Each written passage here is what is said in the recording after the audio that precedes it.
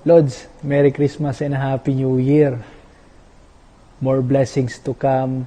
Tsaka, balita ko, may magandang pamasko sa'yo si Papa Jesus Ayun, God bless sa'yo Lods at sa iyong family.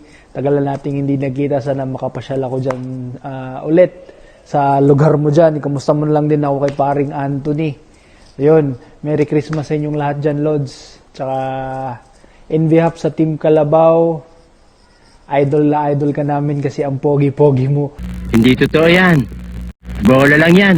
At napaka-talented mo mag-basketball. Sige Lods, ingat parate.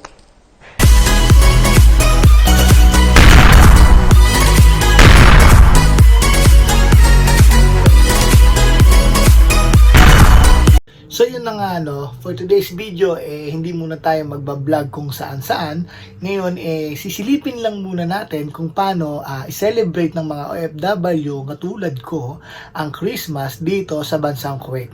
So alam ko ready na kayong malaman at excited na kayong malaman kung paano ginagawa nila rito kahit may mga trabaho sila.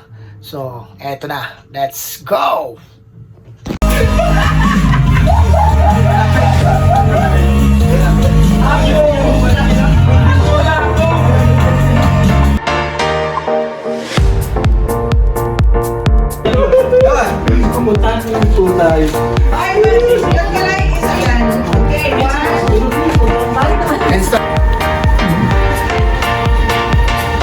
Biko.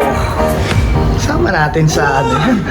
Sasabihin, kinakamay niya yung... Hindi, ganun talaga ang paggawa, di ba? Yan pre, ano yan? Special ano yan?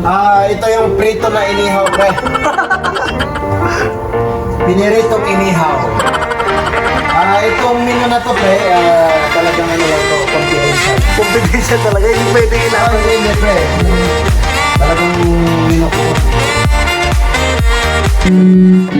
Ala,